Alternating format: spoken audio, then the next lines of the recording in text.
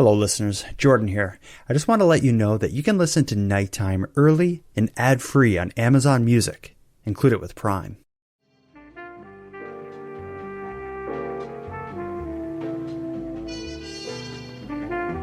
You are tuned to the Nighttime Podcast, focused on the fringe of Canada.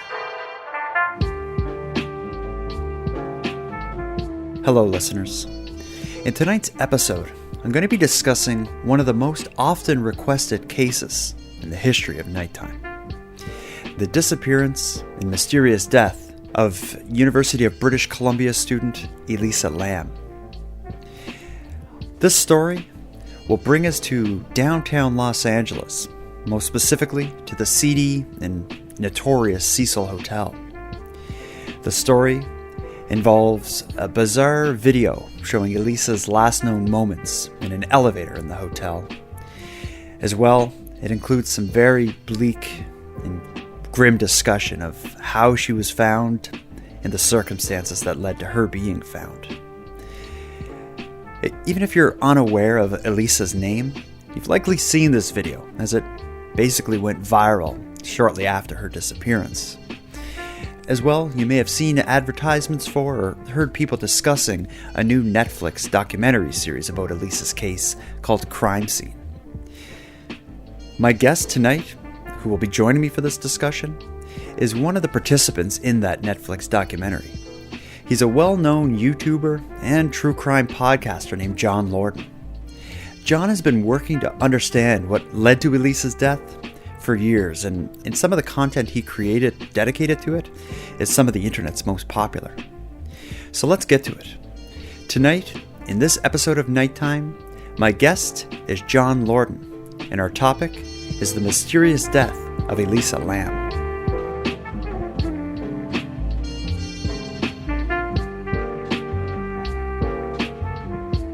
John Lordan, I think it's fair to say that you are the hardest working man in true crime. Do you think that's an understatement or an overstatement? I'll take it. Whatever. I'm up for it. I get it. Like, I was just in preparing for this, I was looking at the different things you do, and I was exhausted even just reading it. How do you find the time to do as much as you do? It's the luxury of being able to do this as a career. It's working through taking it from kind of being a hobby or something like that and pushing beyond all that. It was a big step to really say, you know what, I'm going to stick with this YouTube thing. I'm going to try to ride this out. I'm going to, kind of ratchet down my finances. I'm going to sell a car. Like, you make some sacrifices. Yeah. But ultimately, a couple of years of hard work, and all of a sudden YouTube, starts gathering pennies for you. And when there's a $10 bill, the $10 bill gets sent to you, and that's how it starts. Well, whatever it took, you did it. So why don't you just give it, like, for people watching who haven't had the pleasure of viewing your content or listening to your content or the variety of things you do, give us a rundown. Who are you and what are you up to? Well, at this point, I have 3 shows on YouTube that you're going to see every week. On Monday, it's called Case Cracked. And that is about how cases are solved and what's the critical piece that helps solve them. Brain Scratch is the show I'm most well known for. That's where the Elisa Lam series is, and a whole bunch of other mysteries that we've looked at over the years. And then there's a kind of a spin-off of Brain Scratch called Searchlight, which is focused on missing persons cases particularly. And that's the mainstay for the YouTube channel, but I'm also in podcasting. I just started a podcast recently called Seriously Mysterious. That is weekly, released every Tuesday. I've got a once a month podcast that I do with another YouTuber. Her name's Danielle Hallen, and it's called Crime After Crime. It's a pretty fun format. We look at kind of lighter crimes, things that aren't quite as heavy, and we have a little competition. Like, we'll pick a category, and she'll research a story, I'll research a story, and then we present it, and we let the audience vote on which one they liked best. And then 3 Men and a Mystery is the last one, and that's a real deep dive into strong cases. Like, just, we pulled experts, we get police records. I mean, it's a very intensive deep dive podcast. So Wow. So we're about, I guess, about 4 minutes into this, and so far you've just listed the shows you make. So it's yeah, you're the hardest working guy in this. Honestly, it's and people love your style. The way I would always the way I describe you is you kind of have the super curious everyman sort of vibe. So you're not coming into it as like, I'm this expert who's going to solve the case. You're just a really curious fella who just found, their niche in telling these stories and bringing people along in the investigation. So it's what you do is awesome, and I get why so many people adore you and why there's such a demand to have you pulled in all these different directions, to the point that you're basically have an alphabet of podcasts and YouTube channels that you're launching. Absolutely. So, and you forgot to add to the list is you're now like a Netflix star. Yeah. That's a whole different twist on this that, quite honestly, I wasn't expecting. I had gotten in the pattern with Elisa's story in particular of trying to do as many interviews as I could about that case.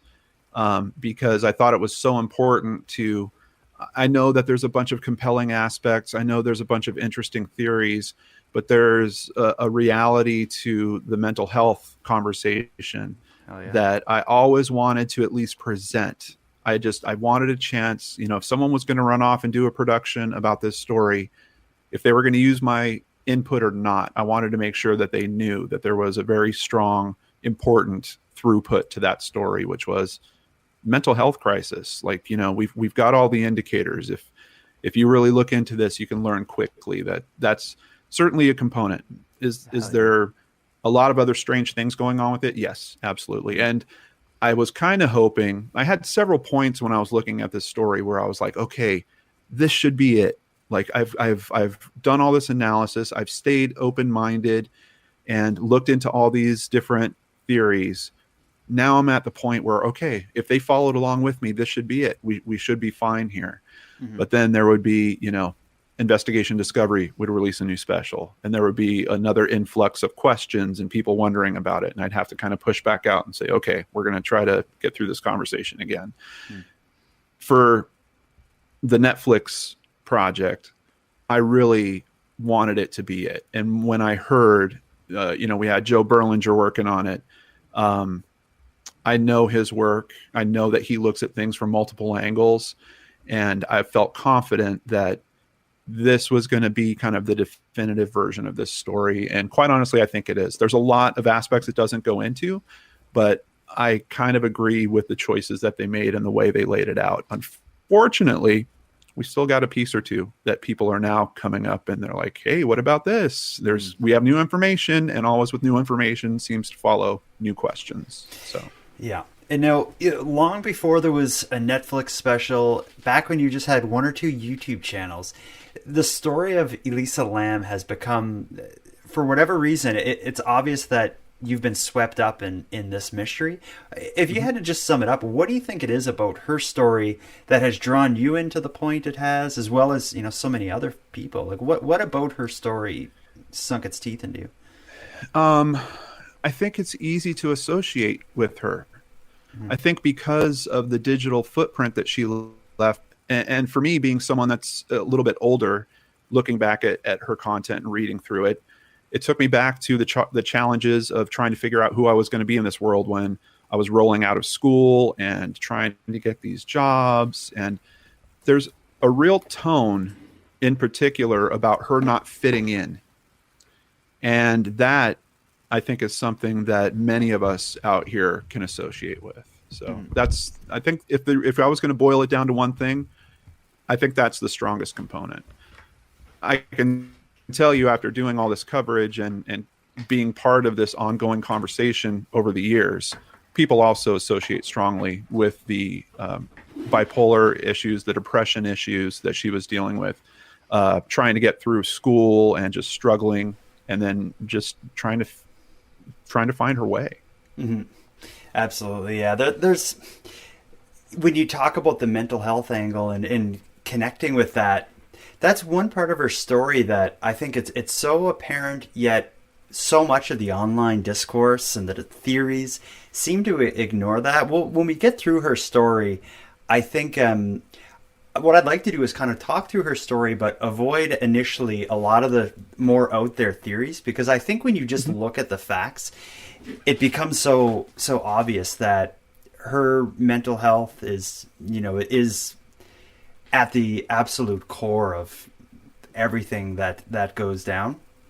Yeah. So the first thing, I guess, before we even get to Elisa, to get the context of her disappearance, it's important to understand the Cecil Hotel, where that is, the infamy that's associated with the hotel. I didn't realize you had been there a few times. When I watched the Netflix documentary, not only did you go there, you're like snooping around, solving the mystery, basically. Why don't you tell me about visiting the Cecil Hotel and give me a bit of the history of like what makes this place so notorious? Well, there's a significant homeless population. And I think the documentary does this really well in the first episode, but it kind of lays out the history of it. Effectively, there's certain parts of Los Angeles where they're almost kind of scooping up the homeless and pushing them into other pockets of Los Angeles. And for some reason, particularly around the Cecil Hotel, there's a very strong concentration. With that, there's a lot of issues in mental health right off the bat. But you've also got drug use and, criminal elements. I mean, all the other things that go with a population that needs resources and no one's really looking after. So, the actual building and the story of the building, it's like the building also can't come to grips with what it's supposed to be. It's a hotel. Wait, no, it's not. It's a low cost living quarters for people that are on the fringe of society. And even if you look at what they tried to do with it, and when they're trying to re-engineer the hotel time and time again, you have the city pushing back on it, saying, no, you can't do that. You have to have this much of it that is still for low income population. There's been multiple buyers that have bought it with the thought that, I can come in and just, change this whole thing. And the city of Los Angeles is kind of locking that in. So, of course, it's got a notorious past for Jack Unterweger and Richard Ramirez being related to it. So I didn't dive into those aspects too much more than just seeing the kind of general information that was out there about it. It's interesting because now that the documentary is hit, I'm seeing other people commenting about some of those theories, and they're like, you know what? The ties with Richard Ramirez being there, maybe not as strong as we originally thought. Black Dahlia constantly comes up, and that's one. Same thing, if you actually go looking into it, well, it's some guy that thought he saw her at the bar once. I mean, it's some of the stuff in terms of the legend and the lore seems to be getting looser and looser as more and more people come looking into it and really looking for the details. Kind of like if the Bermuda Triangle had a cousin that was in a hotel building in downtown Los Angeles. There's these kind of vague connections to really dark times, but I guess, and of course there's been suicides and murders and stuff, but I'm thinking if you find an 80-ish year old building used as a low income housing / hotel downtown any major city, you're going to be able to go through the history and find that. But at the end of the day, the Cecil Hotel is a building that has some danger within it due to social problems that exist in that area. I would say is probably a good way to sum it up. But it's like when you see the hotel and hear about its history, it just doesn't seem like the kind of place that a young woman traveling alone from Canada would choose as her stop off. But what I didn't realize until I watched the Netflix documentary was the management of the Cecil Hotel was kind of trying to combat the negative kind of perception of that hotel and sort of create it almost a separate business within the Cecil Hotel, almost to give it like a fresh start for marketing. Can you talk a bit about the stay on Main? Yeah, absolutely. The stay on Main was that new idea. They had to disassociate. You had all this history, if it's true or not, connected to the Cecil Hotel. So if I was going to travel and, all of a sudden I want to do a little extra checking on the hotel I'm staying at, run that name, you're going to see Jack Unterweger, you're going to see Richard Ramirez. I mean, all these terrible stories, not great for business. So they decided to kind of rebrand a part of the hotel, Stay on Main. They used this orange paint, and they had all these kind of, young, hip looking lobby. But it actually wasn't the same lobby as a Cecil. They kind of made a second entrance to the side of the Cecil. As a matter of fact, if you look through Elisa's writing, she didn't think that she was staying at the Cecil Hotel. She described it as the lobby next door looks like the Great Gatsby gone on crack. I don't think she realized she was actually staying in that same building, because she had gone into the Stay on Main entrance, which was next to it. And yeah, I think that's an unfortunate side effect of all this, because in that rebranding, I don't want to say like people were tricked, but you don't know that you're actually staying in this kind of historical, known for being bad building, because it's a Stay on Main, and look, they're getting good reviews and the rates are really low. She was staying in a shared room where you could, if you're traveling on the dime, you could just rent a bed instead of getting your own room. Yeah, but it's basically like a they rebranded to almost have like a trendy hostel in the center of a seedy apartment building that is known for social problems and drugs and prostitution and suicide and serial killing. Registered sex offenders living there. I mean, you had everything under. And there was, for a while, the LAPD even had this policy of just having open access to the hotel, because there was so much going on there. They were just constantly in and out. So, so we get the idea of the Cecil Hotel and what was going on there at the time. Then enters Elisa Lam, who seems to, although she's known now for the mystery that surrounds her death, it seems in life she was a bit of a mystery and enigma. It's when you read about her, very few people seem to know much about her background and her life. My understanding is she was raised in British Columbia by an immigrant family. She seemed to be, for the most part, kept to herself, with the exception of branching out on, Tumblr and various blogs. Were you ever in touch with people from her life or learn anything about her, with the exception of this bare minimum that's out there? No. And that was such a hard aspect of it, because you do want to understand the person more deeply. What's the backstory there? If some of that information was a little more available, who knows how it could have maybe put this story to rest years ago. One of the things that's frustrating for someone that's been looking into this case so long is when you hit episode 4 of the show of Crime Scene, all this information comes out and you're like, well, if we had that before, if we knew there was a history, if we knew the family was aware that there was some history around this, if we knew the details that are essentially being kept by the general manager throughout all the years, I'm not saying all of it, but I think a lot of the conjecture online and stuff could have been limited a bit by that information coming out. It's just, as things fell into place, it just seemed like the information that became public was the most mysterious and fascinating without the right context, and it really took her case just to that next level of viral sensation. You talked a bit about her writing there, and although it doesn't seem like a lot of people close to Elisa or her family came and spoke publicly, we do manage to hear from her directly through her writing, which does seem to relay the fact that she suffered depression and mental health issues. I didn't dig as deep into her writing as I'm sure you did. Was there anything about her writing that gave you a sense of who she was as a person? Oh, I mean, this is a woman that loved to read. This is a woman that loved Harry Potter, and that kind of wound up having a weird side effect and starting a whole weird conspiracy theory, because she retweeted something about an invisibility cloak, which I think for a Harry Potter fan is a pretty obvious reference. But because the tone of the article was about it being used in a military application, that started the whole invisibility cloak. Oh, wait. In the elevator footage, can't you see the shimmering on the right side? There's someone in an invisibility cloak in the elevator with her, type of theory.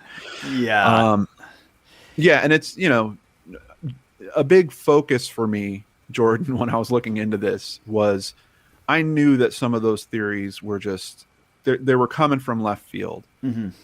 But to get on YouTube and to say, hey, look, guys, this theory that you're talking about, this thing's totally whacked out. I don't know what you guys are talking about. Like, where's that conversation going to go? You're not going anywhere with that conversation. You're not taking any of the people that believe in that conversation and moving their needle to, okay, maybe I shouldn't be considering that. So I thought it was really important.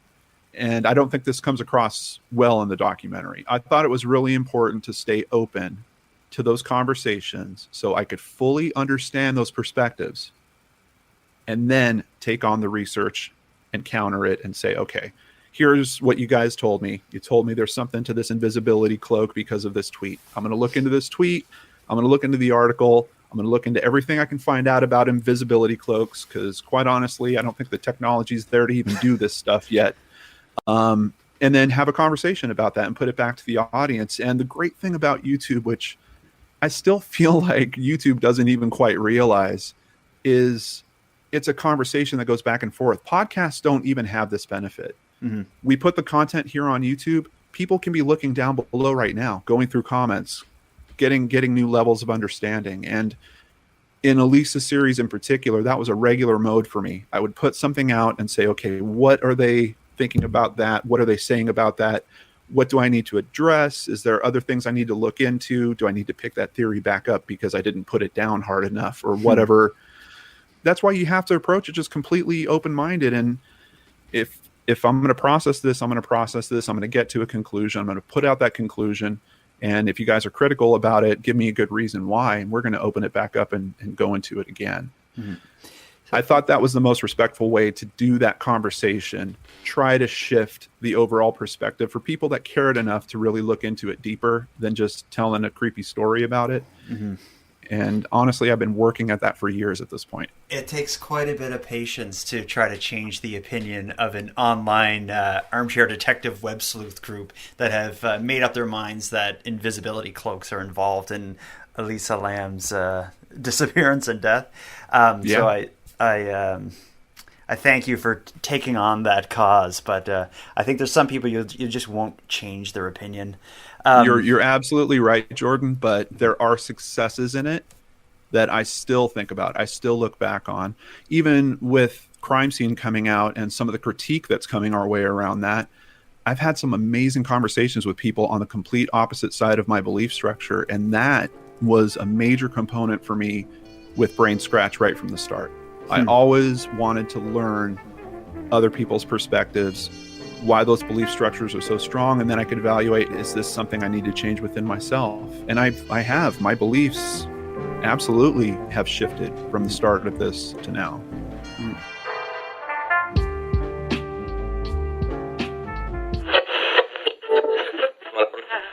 On February 9th of 2004, 21-year-old UMass Amherst student Maura Murray disappeared in the White Mountains of New Hampshire in one of the most perplexing mysteries of our time.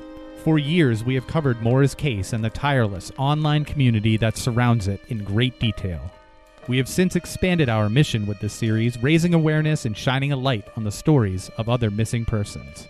We now sit on the board of directors of the nonprofit organization Private Investigations for the Missing, which was founded by Bruce Maitland. Bruce's daughter, Brianna Maitland, went missing from Montgomery, Vermont on March 19th of 2004. This is Missing. After all these years, once the podcast started coming out, we started getting tips. One of her husband Richard's family members came forward, specifically asked us to search this spot. It's a 31-foot vertical shaft, and then it went over, and then it went through a crevice, and then there's another room. How close was this area to where Erica went missing? Probably 2 miles. There were sightings of keys within a mile of a diner that she worked at a few weeks before she went missing, asking people how deep Lake Champlain was in certain points, and asking people if anyone would know they disappeared. Just common small talk you make with strangers. Wow, so that was the other job that Brianna Maitland had. She was driving really crazy on the way home. She was tailgating, driving fast. She seemed to be irritated about something all of a sudden. Everything was fine, but all of a sudden, and I think it had to do with that phone call. I was in the dentist chair and the local radio station came on. And that's how I found out. It was Archer Ray Johnson is missing. And I was, okay, that's not a name that you hear. You're in a small town. I knew it was my dad. But I think sometimes we all need to be reminded that for every day that you don't do something, that you don't act, or you aren't on the offensive, that someone is in great anguish. Follow us on social media at Missing CSM. Search for Missing in your favorite podcatcher.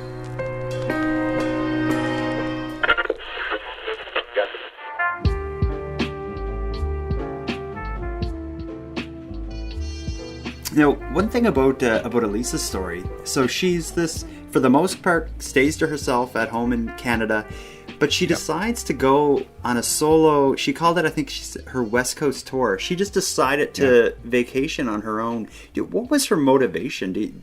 Did she ever express, like in her writing, why she was choosing to do this?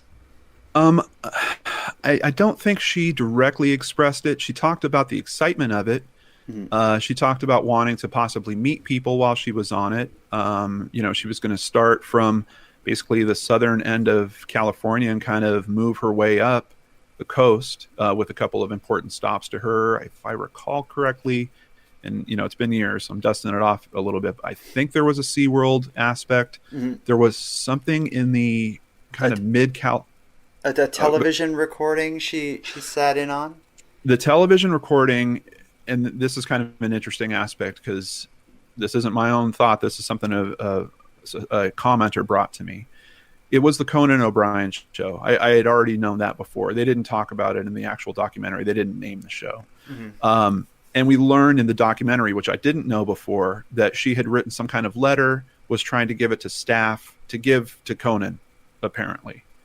And that I don't know if it freaked out the staff, but for some reason they actually asked her to leave. They escorted her out. Wow. I had a commenter say, "Are you aware? Like, does Conan O'Brien is he known for being bipolar or something like that?" And I'm like, you know what? I honestly don't know. And it literally took 30 seconds of searching on the web. I found this big old article about Conan talking about struggling with depression and bipolar disorder, and I was like, so that's like another connection.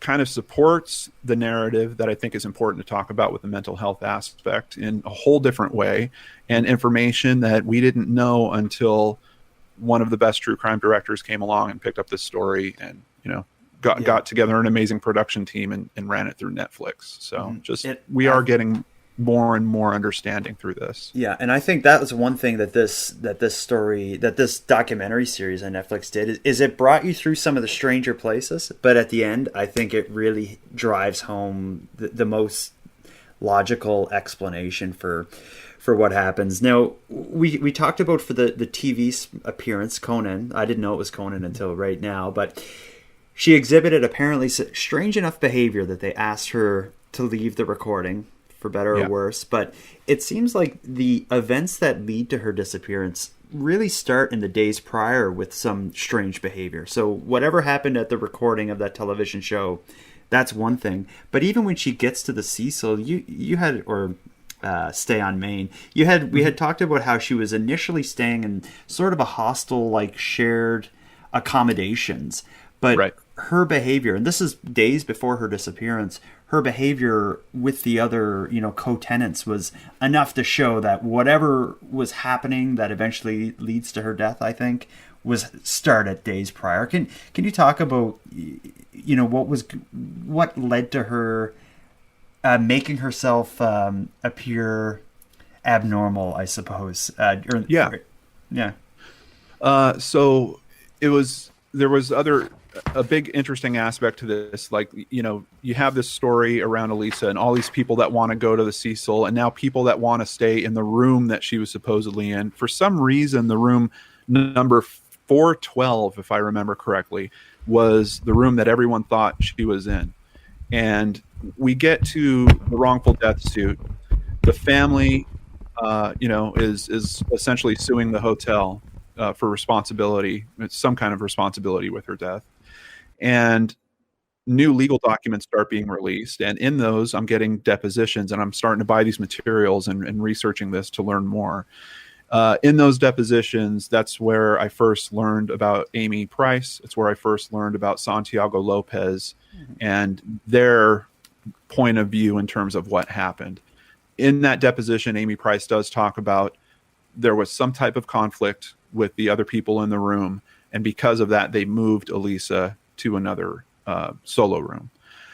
I believe, if I recall correctly, the date of when they moved her to that other room, I don't even think she slept in that room once. I think they moved her on the same day of the elevator, if I'm recalling correctly, and there's a chance because I'm telling you this is years ago. But yeah, so we learn in the documentary is she was actually doing things like keeping the door closed, and she wouldn't let the other roommates come into their room where their stuff was. She's leaving notes on their pillow, telling them to go away, things like that. If I remember right, in the legal documentation, there was some other talk about maybe that she was talking very loud or in the middle of the night, something to that effect that I remember from the legal documentation. But it was much more direct, the information that came out in crime scene. It was enough to lead these people to complain to the hotel management. The hotel management's response was to take Elisa out of the shared living arrangement and give her her own private room in the Stay on Main or the Cecil Hotel, which, you know, I know they've been criticized somewhat for not stepping in and, you know, involving police or something, but I'm thinking if the Cecil Hotel called the police every time someone acted unusual in there, they would probably themselves end up charged for harassing the police. Like I that, not to make light of that criticism, but that's just something where I think for a hotel that's a really big line to cross to start getting that directly involved in, you know, in their you know, the people staying there. What are your thoughts on their handling of Elisa, at least at this point? The big term I keep holding on to is just missed opportunities. You know, we've got people noticing there's something wrong, especially when you compile all that information together. I mean, are we talking about her being sped up in the middle of the night? Do you think that possibly there could be some kind of drug issue or something along those lines? And I think people are rightfully thinking about the process. You know, is it the right move for the general manager to say, okay, we're going to move you into your own room with the types of things that they were being notified about? But to your point, I mean, it's a hotel. You expect privacy. I think any of us do when we're staying at something like that. And to think that someone would be watching us or trying to change what we wanted to do with our own time or something like that, it's a fine line. And while I do wonder about the missed opportunities, how much they noticed, how they could have helped, what could they have done? And this is another great conversation that's happening now that Crime Scene has come out, because now I'm hearing from law enforcement officers who are leaving comments are like, you know what, we wouldn't be able to do anything. Like, we could come out and do some type of welfare check, but what, we're going to 5150 her and drag her into a hospital or something? That's just, it's not going to happen like that. Yeah. So yeah, it's an important question to just think of in terms of responsibility level. What's the responsibility of people that are managing a building like that? What's the responsibility of law enforcement for dealing with a situation like that? Do we have a responsibility just as citizens? If you see someone walking down the street, unfortunately in that area, I can tell you the several times that I was down there, I can't think of a time I went down there and I didn't see someone that seemed like they needed help. I mean, people need help down there. So it's unfortunate because of where she was. She actually probably blended into the environment a bit too much for some of those mechanisms to kind of kick in. Now, anything going wrong with Elisa and any need to step in and, you know, and help her in any way, it seems to really become apparent when she misses her checkout time. Like, that's really what starts everything. She had a certain time and date that she had to check out of the hotel, as you would know. That's really when a flag's raised that something's wrong, because she doesn't, you know, am I correct where that's just really what starts it all? She just doesn't check out? Yeah, she just doesn't check out, and they have a bunch of her stuff, and they bag it up, and they put it in this room down in the basement. Some other people are asking, is that the time where you have a warning indicator? Because all of her personal items have basically been left behind.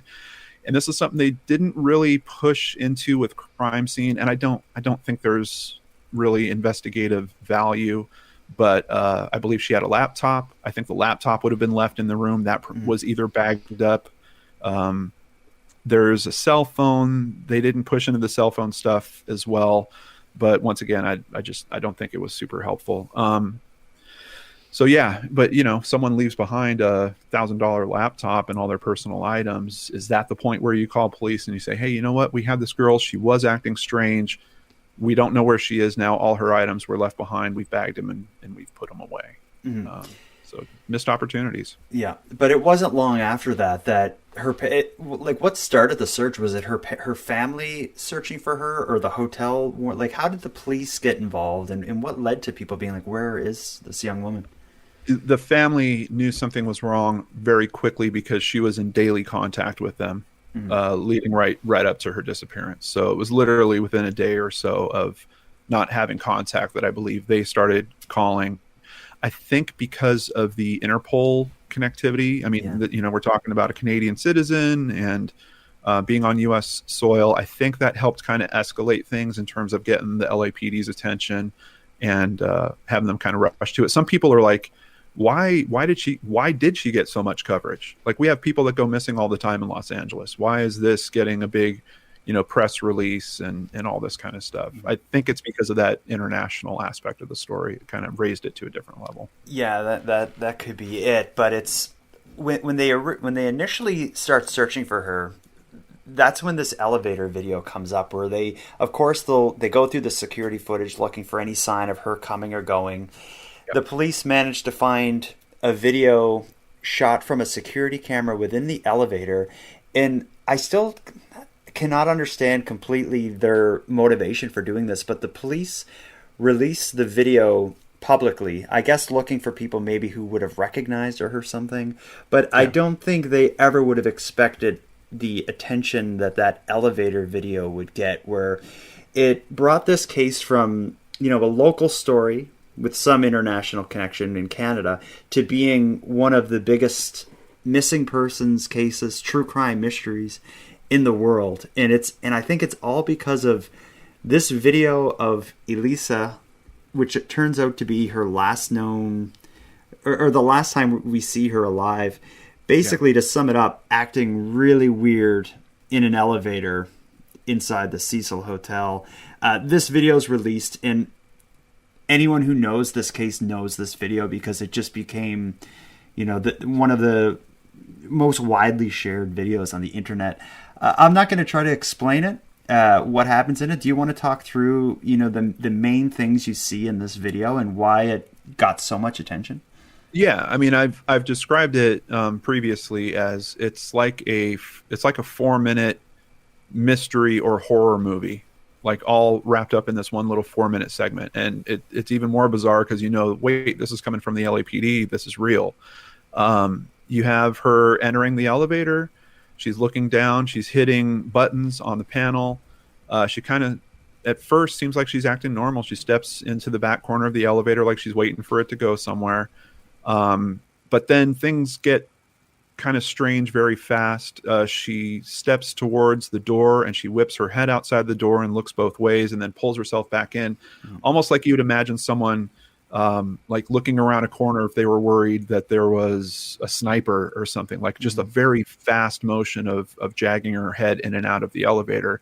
And then she steps to the corner closest to the door. So she's now in kind of a hiding position. If anyone's walking down the hall or passing by the elevator, she would now be hidden from them. And there's this lingering question that starts because the elevator doors just don't seem to be closing. We don't know why, but they're just staying open. And it's one of those things where you're wondering, is this what's going on with her as well? Is she wondering why the elevator doors are still staying open? She kind of steps out of the elevator. She does this strange kind of square dance shuffle step. She kind of hyperextends some of her fingers, and it looks almost like like I would almost imagine like she's casting a spell or something. Some people think it's sign language, but I haven't found any good analysis for proving it's actually sign language. But she's waving her hand around kind of in the doorway of the elevator. It almost looks like she's like spinning records like a DJ would, except they're invisible records. But as she's doing it, it's almost like looks like her hands are almost double jointed or something, as if she's really straining her, to spread her fingers or something. Yeah. And so she leaves, and then this is something I still don't understand. And considering that they got the detective that actually found the footage, I'm really surprised they didn't just put the question to him. But for some reason, the video continues for 90 seconds after that, and it's the elevator being stuck open. And then at some point, the doors do eventually close, and it starts going from floor to floor. I think it hits 2 or 3 floors and then ends. So yeah, it's just a very bizarre piece of tape. I still don't comprehend what the value of it was investigatively. Another thing I would have loved to ask that detective is this the only tape that you have of her in the elevator? Because that doesn't make sense. This is up on the 14th floor. So, I mean, I suppose she could have taken the stairs to go up there, but you've had her there for several days at this point. You've probably got other footage of her in the elevator. So why is it this clip? And outside of that, the quality of the footage in that elevator, I've looked into hundreds of missing persons cases at this point. That footage is some of the worst footage I've ever seen. You can't tell anything outside of the simple explanation of her clothing. That's at least of, investigative value. Yeah, so. I felt the same way. It's just awful quality. It looks like a webcam from the 90s shot that. But this hotel, the Cecil Hotel, as we talked about, it's a rundown building. They've been heavily criticized for having, the security and the maintenance of the building. So I guess it's reasonable to think that they just had the lowest bar for recording equipment. God knows when this was installed and if it was ever upgraded or maintained. But a lot of people also ask about, once she leaves the elevator, isn't there a camera in the hallway to pick up her movement from there? And when I was there, it was one of the things that I was looking for. Where's all the cameras? What are the locations of the cameras? There is a dome that's in the hallway, but what I've come to understand is there's a lot of fake camera domes that are in those hallways. They're not active. They don't work. They did add more cameras after this occurrence. Particularly around the front, and it's super obvious because they're modern cameras. They have IR sensors. I mean, you can see that they're flickering at you as you're basically walking by. But for at the time, that was the last time she was seen, and I don't think there was any other camera, especially if we think that that's the last time that she's seen, and she goes directly to the window fire escape and climbs up the side and gets to the roof. That would have been a straight walk down the hall to that fire escape, and that'd be it. She'd be outside from that point forward. Yeah, there's a few things in the crime scene in the Netflix special that you were involved in that really answered some of the questions about this video. One is a lot of people wondered why the elevator door stayed open, and I've wondered that myself, because it's, there's 3 minutes or so that she's in there and the doors are just staying open as she's kind of hiding and peeking around. But when you were there yourself, I believe you're responsible for at least telling the public why that happened. It wasn't actually me. I did verify it. Okay. There was another YouTuber, really young man. He was 19 years old at the time. I think he was just starting college or getting ready to go to college. And once again, this is just me being in tap with my community. We got in contact. He told me about this button. And when I first heard about it, I was like, what's this guy talking about? Hold elevator. What would that be for? Well, think about what this hotel is. You got people that are living there, and there is no freight elevator. So if someone's moving in, if they're bringing any substantial stuff with them, you need a way to actually freeze the elevator for a few minutes while you're loading it up or unloading. So it does have this hold elevator button, and it's in the same row of the buttons that she was hitting. She was hitting multiple buttons, and right in the bottom of that same row is this hold elevator button. One thing I did verify when I was there was we actually tested it to see how long that it stayed open. and it's 2 minutes from basically the last press of that button that it'll stay open. So that explains that mystery, at least about the door staying open, because that's always puzzled me, because that led some people to speculate maybe someone was outside hitting the call button, or maybe her sticking her hands out was to keep the elevator door open, like setting off that sensor. But no, it seems like she just hit the whole door button, which must be an older feature of elevators, because I don't recall being in an elevator and seeing I've never seen one.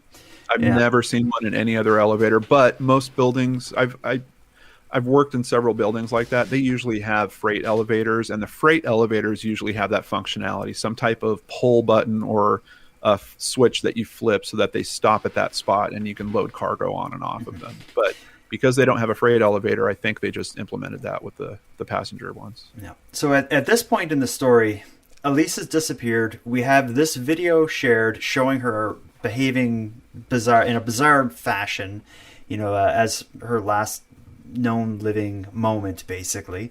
Well, right. Before she's found, what are the theories? Like, what do people think is happening? Did this at least appear online to be foul play as people were discussing it? What are your... At that point, I believe it was just standard missing person. But then when the video kicks out, it changes everything. The weirdness around the actions and stuff like that. It opened up. It was the fodder for all of the different theories to come after it. There was a very quick group that was like, okay, well, this girl's on drugs, or this girl's having some type of psychotic break. And it's weird because I keep trying to be sure that we're representing the mental health conversation properly, but there was also a dismissive way that people were looking at that. It's like, oh, well, this girl just went crazy. And it's almost like you throw that explanation out there and you can just disassociate your feelings from the case. And whatever happens. I saw the footage. I know she went crazy, and that was that. And that's kind of another unfortunate way of looking at this case, and something that I was also trying to hope my coverage would help engage people in a way that, hey, let's learn a little bit more about this. Going crazy, that's not a great explanation in itself. Looking at her materials, talking about bipolar disorder, depression, the medications that she was on, a recent change in medication that she had been going through, the possibility that she wasn't taking her medications properly, which they strongly hit the note of in Crime Scene. I had looked at some of the side effects of some of her individual medications, and psychosis like that was certainly a possibility. So there's a lot with this case. Yeah. Now, any mystery surrounding where she went and what possibly was going on in the elevator video, a lot of the questions are answered on the February 19th, which is just the anniversary of this is just days from now. And it begins with complaints about the water pressure in the building. Now, this is a grim, bleak section of the story, but to cover her entire story, this is something we need to get through. Yeah. People in the building, in the hotel, are complaining of, dark discharge in the water, a foul taste and smell in the water, or just very reduced water pressure. Yeah. That leads to calls to, the front desk or whatever, and they send, I forget the name, Santiago Lopez, yeah. He's the maintenance man, and they send him to the roof of the building. And I didn't know about this kind of system within a building. Is for a high-rise building, I suppose they have large water tanks on the top of the building. Water is pumped into them, and then from there it's fed to the different units in the building. Yeah, a gravity well system, basically. But there was steps that were in between there that they actually didn't go into in Crime Scene. Through the legal documentation, I learned about some of the other troubleshooting steps that Santiago had taken, and that was kind of not super important context investigatively, but now, you put out a piece of art that's that big on a platform like Netflix, and people are like, how did this guy know to all of a sudden go check the tank? Isn't that suspicious? Now, shouldn't we be looking at Santiago? It's like, well, if you look at the legal documentation, he actually did a series of troubleshooting steps. He went to different rooms to test the pressure in certain specific rooms that were fed by that same water line. Apparently, all the water tanks don't feed all the rooms. There's certain rooms that are geared for certain water tanks. There's 4 tanks up there. Okay. So he was taking troubleshooting steps to figure out where he thought the problem was, then got to the point of going to the roof and knowing specifically what tank he had to deal with. And that's when he made the discovery. Yeah. So on the top of the roof, there's 4 large tanks that are, I believe, 4 feet wide and just under 9 feet high. So these are large tanks. Santiago, the maintenance man, climbs up on one. We learn in the documentary that there's a little door on the top that would be used to service them. Yep. It's left open. He looks inside and finds Elisa naked and deceased. Yeah, floating face up. And the hatch was probably, outside of the elevator footage, the hatch was probably one of the biggest things that kept this conversation going for years, because information had come out that the hatch was actually on the tank when she was found. Like closed. Right. And it's not a hinged hatch. It's actually a square piece of metal with a lip on it, and it fits over the opening. So it's a little different. I know a lot of people imagine, it's hinged and it's kind of flipped open. It's actually a piece of solid metal that you lift off of the hole and then move it to the side. And that, of course, added to the mystery too, because you're like, well, hold on, if the hatch was closed and she's 5'3" and she's in a tank that's over 8 feet tall, how is she going to pull that 20-pound hatch? Like, how do you get it back in place? It's just almost physically impossible. I thought of it as a hinged cap, and I've always considered maybe she just opened it enough to get in and then just allowed it to fall shut. Right, kind of grab it. Yeah, grab it as you're falling in or something. Yeah, and that was one of the biggest problems with this case from the start is, there's pictures of the rooftop, there's pictures of the hatch. You can see that it's a big piece of sheet metal, essentially, that's just removed and moved off to the side. But then Santiago, through the court documentation, that's when I learned that the hatch was actually off. And for me, that was the biggest shift in my belief of what had happened.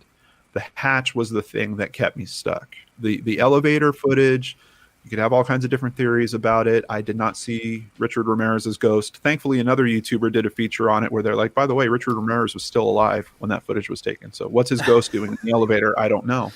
And that's, part of the benefit, I think, of having this online community and having all these different people take a look at it. I mean, looking at it from a crowdsourcing perspective, there's all these little, there's the downside of the theories, the wacky theories that are being supported and run around. But for people that are actually looking for the truth and starting to lay out the building blocks of building that bridge to it, it takes a lot of different perspectives to understand all these little different parts. Someone just thinking, hey, you know what? Let me do a quick search on, Richard Ramirez, he was alive. What are you talking about? You're seeing this ghost in there. It's unfortunate. Fortunately, Santiago makes that discovery, and I think you can see it on the guy's face when he's talking about it. You never forget something like that. It's stuck with him for life. Yeah, both the sight of finding someone in that position, but also playing through your head what their last moments must have been. Like, I can only imagine that when that happened, it must have all hit him, and I'm sure it still is hitting him, dealing with that. And as you described, the hatch, that led to a lot of speculation that foul play may or may not be involved. But I think the documentary really sets the record straight that the hatch was initially not on. Right. The official explanation, unless I'm mistaken, is that as a motivated by her mental health breakdown or her bipolar mental illness, the official explanation is that she drowned as a result of like misadventure or like an accidental death. Like, is that the official explanation is that it was just a pure accident that led to her death? Yeah, that is. It's accidental death with bipolar disorder being a contributing factor is actually how it's noted. Yeah. Mm-hmm. And I think that's the official explanation. And believe it or not, there are a lot of people who question that, think foul play and other various things are involved. The hatch was a big part of that. Also, her access to the roof. There was some question about if she'd be able to get on the roof. But in the documentary, we see you and a group of others. You find a very easy way to get on the roof, which is basically just outside of the elevator she was last seen in. There's a window that you could open, get in a fire escape ladder, and get right onto the roof if you wanted to. And there's a couple of important considerations on that conversation too. They were able to have alarms on those windows as well. From what I understand, I don't think there's air conditioning in that hotel, and it can get pretty hot down there. I bet. So I think they opted to not have alarms on a lot of those windows because the hallways are very long, and there's only that window kind of at the end of the hallway. And I can tell you when I was there, those windows were always open because the only breeze that's coming through is coming through that one window. From what I understand, though, 2 of the levels do have alarms on the actual window, but you've got another dozen levels that don't. There is an interior staircase that leads to a door that goes out to the rooftop as well. That has an alarm system on it. The court documentation has also Santiago's manager testify that that alarm is tested monthly, and it apparently has an audible alarm that goes off that's so loud you can hear it on the top 2 floors, but then it also has a line that runs down to the front desk to let them know that it's been triggered. So the hard thing to understand about all this is, in crime scene they talked about they got the dog to hit on the window, but the lead investigator commented in an article, and this I think was only a few years ago, that he still didn't know the path that she took to actually get into the tank. They couldn't find any evidence or any trace from the rooftop to say, she had obviously gone to the middle where there was a ladder that was left, or she went to the mechanical building that was besides the tanks. We could tell that she climbed up the building there and then jumped down to that nearest tank. So even the lead investigator of LAPD still had questions about, he couldn't quite have the forensic information to follow her trace, but they did get the hit at the window. Yeah, my thing is, like, there's, even if you can't say exactly how she got there and how she got into the tank, you can say ways that she could have got there and could have got to the tank. They just don't, it seems like they just can't give the definitive explanation, but they can certainly give options of how they would have been able to do it, or how and she a would have been able to do it. A rooftop, and you're talking weeks of exposure, Southern California sun. I'm not surprised that they can't find any forensic information up there for her path to the tank.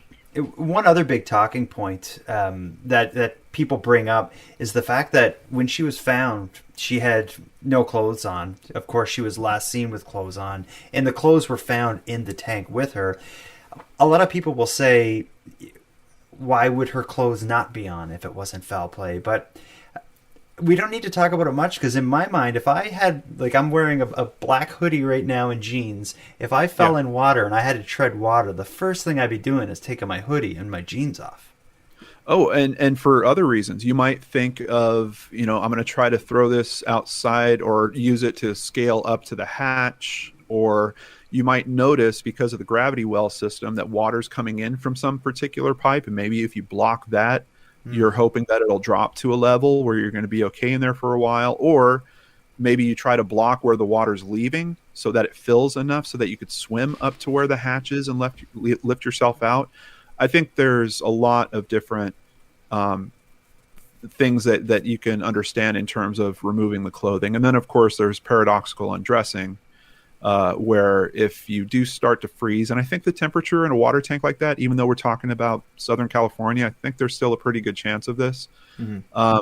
When you start to freeze, your mind kind of gets tricked into feeling like your skin's burning, and it's very frequent for victims of that to remove their clothing. So yeah, and I'm guessing, but where there was issues with water pressure, if there is a pipe where water is coming from the tank down into the building, it very easily could have been her sweater and skirt that clogged that. And I think, knowing the autopsy information, I'm assuming that you're right about that, because she was all complete, I guess is the best way to say it. Yeah, I do think it was probably the clothing that was stopping it. So, knowing everything you know about this case, reading into it and following it as long as you have, do you believe that the official explanation got it right? Yeah, I do. I don't know how you can go through, years of looking into this. I'm telling you, it was the hatch. I mean, once that information got squared up. Now, crime scene has kind of, in a way, opened up new questions about the hatch, because they talk about the fact that they had a helicopter do a scan of the rooftop using a light. And there's a lot of people that are now coming to my old videos and new videos, and they're like, John, this isn't making sense. I mean, if you had a helicopter that's shining this big, I can't remember what they call it, night sun, I think, light down on that rooftop, how are they not noticing the big square black hole on one of the tanks that isn't on the other three? So that's kind of the new point of contention, but it still doesn't, it's hard for me to say, yes, I get it. I think it's interesting to try to wonder about that. The tank is closest to the mechanical building. So depending on the angle of the helicopter and the shadow of the mechanical building, that could have potentially blocked the hatch from being seen. Other people are also wondering, though, well, if you're going to do a helicopter search like that, why do you have it happening at night? Like, why are you looking at the rooftop at night? She's missing for weeks before she's found. It's a lot of interesting questions, but no one's going to be able to answer those outside of LAPD. And I thought that there was a really solid moment where one of the detectives, and his name keeps slipping my memory, he said it was a simple miss. Like, there's no great explanation for it. They just simply missed it. Yeah, I don't necessarily fault them for it either, because that's a big hotel building. Like that, I think it's like 700 units or something. Like, it's a massive building. And the roof would have been one of many places that they looked at. So it wasn't like they did this thorough searching every closet and under every sink.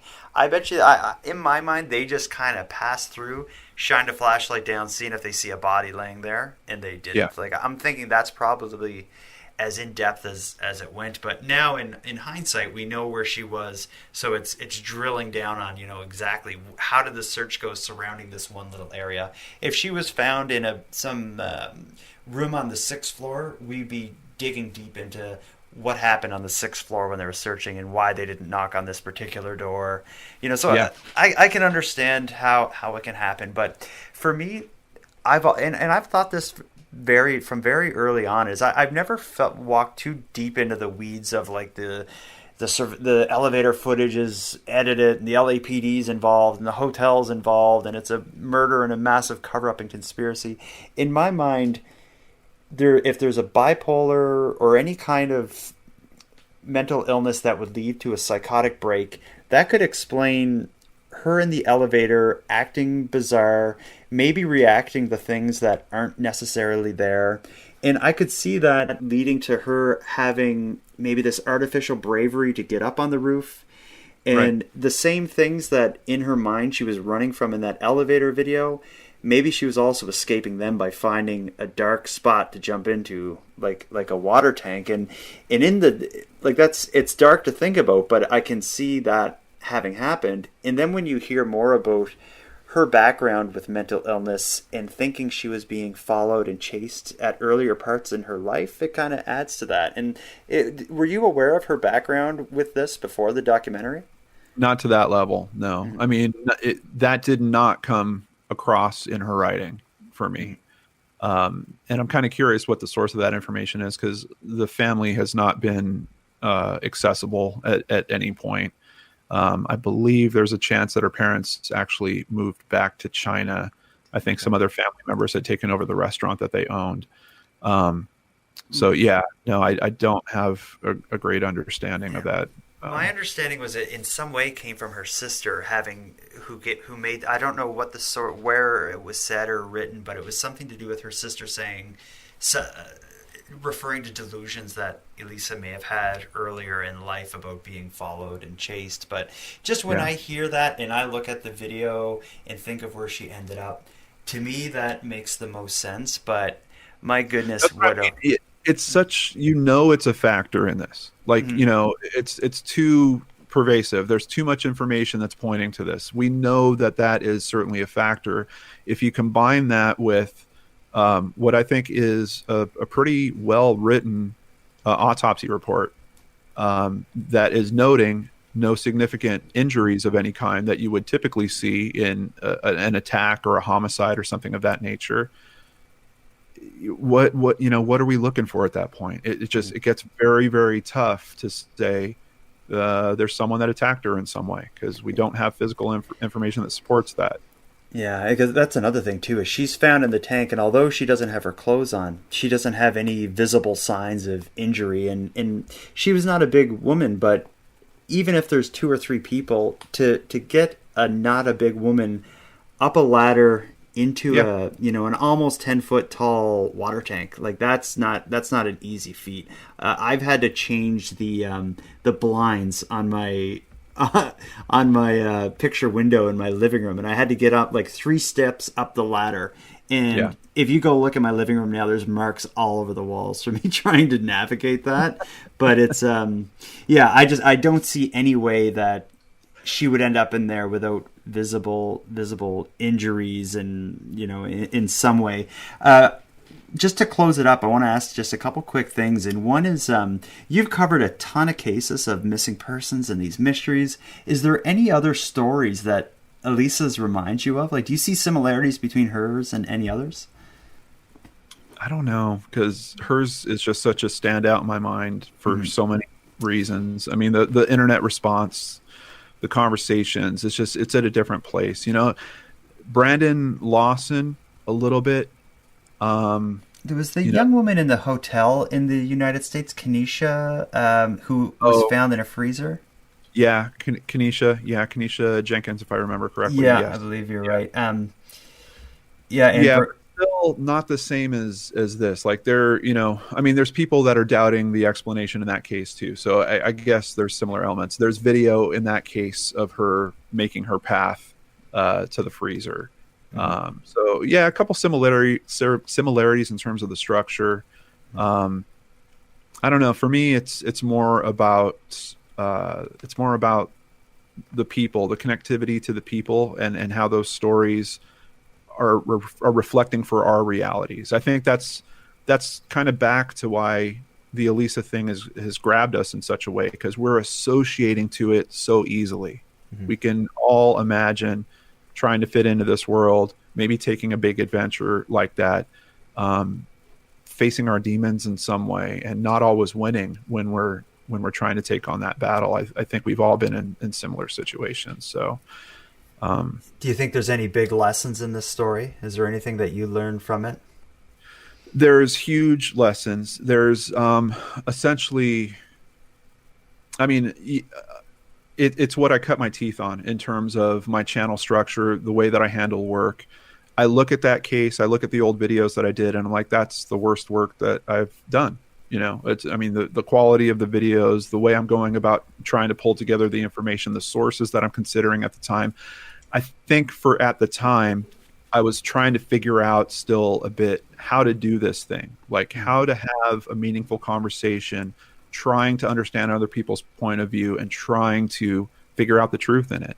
And it is imperfect, largely imperfect. But I haven't removed any of it. It's still there as a piece for other people to learn from, other people to look at. And the biggest compliment that I've had about that work is it's been referred to, in Jake Anderson's book on Elisa's case, in now Netflix Crime Scene. They're using it as a source for, this is where the conversation was in 2015, because I didn't start talking about this until 2015. But we're identifying that John has recognized what the internet was talking about, the theories that were big on this case, and he got to this conclusion. We now have hindsight from being further down the road in terms of time, and in the case of Crime Scene, we've got a lot more resources. Oh, yeah. We're able to get those interviews that some YouTuber with a few thousand subscribers wasn't able to get.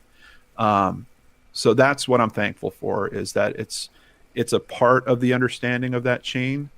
And I truly feel like we got to the point now that we can put Elisa's story to rest. But there was a huge question that was asked at the end of Crime Scene, and it is about what we're doing in this true crime community and how we handle investigations, and can there be casualties of that? And that is the biggest lesson. That's the biggest challenge that I heard, and I'm up for taking it on. There's a bit of a controversial moment where there's one theory about a man, a musician named Morbid. His real name is Pablo Vergara. Sorry, it's late where I am. But I actually heard about Pablo. I got contacted by someone about a year after I started looking into the Elisa Lam stuff, and they're like, "Hey, John, there's this other theory." And, like I said, I was having a conversation with my audience. I was looking for whatever the next big talking point was in that chain of giant conversation. And they were like, okay, there's this guy, his name is Morbid. He's into death metal or black metal. He does these videos that kind of have graphic imagery that's disturbing. And guess what? He was staying at the Cecil. And, it took like no time to look into this. He was at least at the time I was looking at it, there was still traces of information where he was saying, I have nothing to do with this. I don't know what you guys are talking about. I was there a year before this. I didn't know until Crime Scene came out, but he apparently was severely cyberbullied about that theory at the time that it was happening back in February of 2013. There was no trace of that when I went looking into that aspect of the story, but just with the information that I saw that was available, I knew there was nothing to this. And I'm like, yeah, I can't, I'm not going to even try to. And I didn't see a big overarching internet conversation about that aspect. And to hear that this guy, almost wants to take his life because of what he's going through, winds up in a hospital, essentially. It was terrible. So I've been kind of taking that on a little bit, really thinking about the content. And admittedly, like I watched one of my newer videos today, the stuff I was doing back in 2015, way, way, way different, completely different sources I'm using at this point. I don't even really consider, for most of my 500 shows, I don't consider myself an internet sleuth at all. A lot of what I'm doing now is information aggregation. I'm going through several different legit sources, news sources that you guys are all familiar with, trying to pull together a cohesive telling of the story so that I can give it to you in one shot instead of you having to try to spend 8 to 10 hours reading through 30 or 40 different sources to come to an understanding of it. Yeah. So good way to describe it, because I find myself doing the same thing. I consider it more as like a curator rather than an investigator. Yeah. It really is. I consider it a media review of the case. Now, that's my starting point for any of the episodes I do now. I'm still on this mindset of being conversational.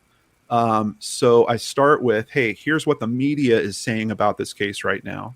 And by the way, if you're a family member and you have different information that you want to help our understanding with, let me know and I'll bring you on and we'll do an interview. And I'm not going to turn you into 30-second sound bites like your nightly news is. If you need an hour and 40 minutes, like Kent Landry, the father of missing person Jason Landry, needed a few weeks ago, I'm going to give it to you. We're not going to edit you in any way. We're going to get all the details out that we need to help your case.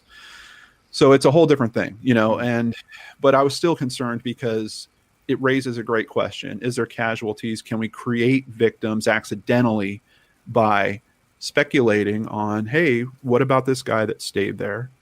What about this other person? It's something we should find out where he works. Yeah.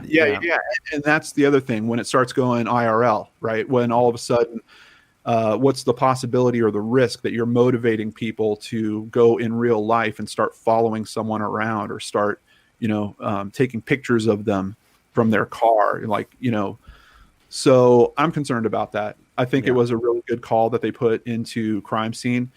It feels like the way that it was fit into the narrative was a little unfortunate because I was strongly associated with investigating the case right from the start, the way the story is told. but in truth, I didn't come along until 2 years later.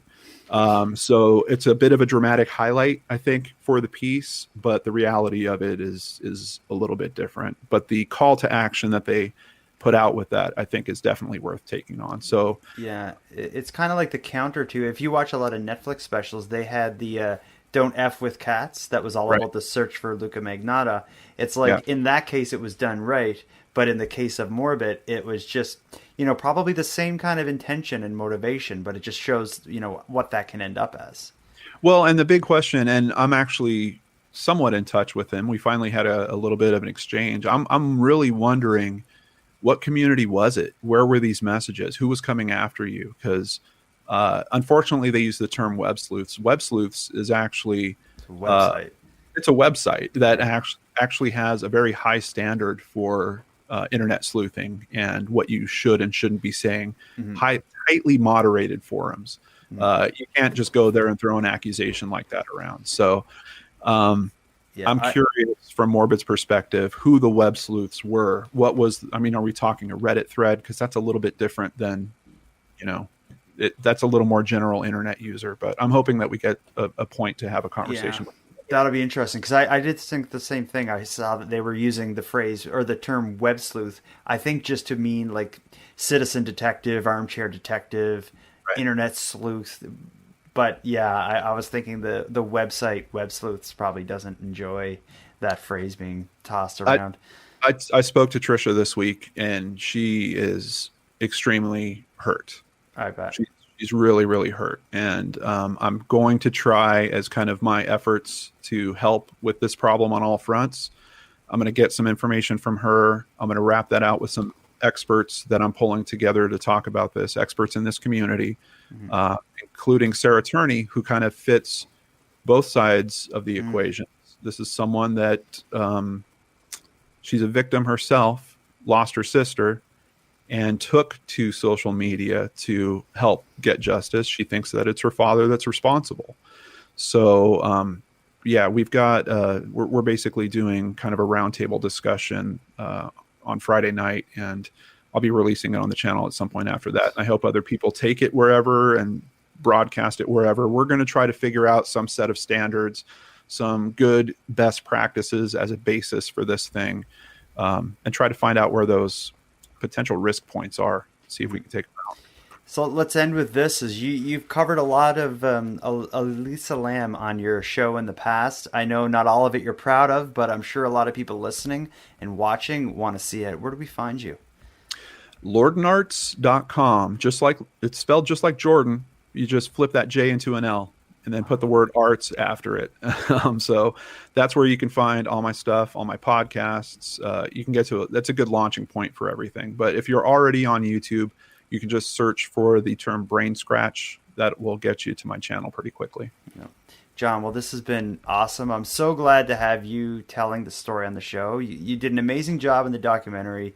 You did an amazing job with your coverage in the past, although you learned along the way. But they say if you can go back and watch your early creations and not be sick to your stomach, then you probably didn't get much better. So I guess that's like a little award for you, a little, that you're doing it right if it turned you off that bad. But I think what you do is awesome, and you truly are one of the best and definitely one of the good guys, good people in this business. So I appreciate you giving me so much of your time. I appreciate that very much, Jordan. Thank you, and keep up the good fight, man. We're all here trying to find help for these cases, trying to help these families in any way that we can. So I appreciate your help on that too. Awesome. Well, I wish you all the best. So we'll cut it here. But again, thanks so much for your time, because I can't imagine how busy you are right now with that documentary just coming out. I'm sure you're pulled in many different directions. Definitely.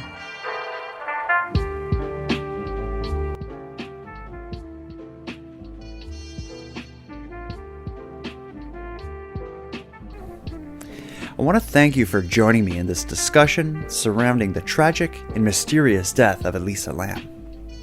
As fascinating as this story is, I hope that during our conversation we made it clear that Elisa is much more than a character in an internet mystery. She was an intelligent young woman with her whole life ahead of her. But sadly, it seems mental illness, a viral video, and a horrific end have swallowed up her life, but hopefully not her identity. And with that, I'm going to wrap up this episode. But before we part, I'm going to give some thanks. First, a huge thank you to John Lordan from the Lordan Arts True Crime Media Empire for sharing his thoughts and his experiences with Elisa's story. I've added links to John's great content in the episode notes. As well, a huge shout out to Monty Datta for contributing the music for this episode. It's a piece called Noir Tokyo. And lastly, a massive thank you to everyone who listens to Nighttime. Without your interest and your support, Nighttime would be as pointless as it would be impossible. But with that said, keeping the show alive is and has always been an uphill battle. So if you want to help take some of the weight off the show's back, please consider subscribing to the premium feed. Not only will it make the show possible, it'll give you more of each topic than you're going to find here on the free feed, as I'm adding exclusive content to the premium feed weekly. So for about the price of a cup of coffee, help keep the show alive and give yourself more nighttime by subscribing at patreon.com/nighttimepodcast. And with that said, I'm going to give thanks to the newest supporters of the show, Jeremy, Shane, Erica, and Sam. Thank you for your generous support. And for anyone else who'd like to support the show but can't help financially, you can give me a huge hand by simply telling your friends about us and sharing the episodes across social media. And if you have any story ideas or if you'd like to give feedback on the show, you can contact me at nighttimepodcast.com/contact. I'm also on social media. I use Facebook, Twitter, and Instagram, and I'm on YouTube most Tuesdays, Thursdays, and Sunday nights at 9:15 Eastern.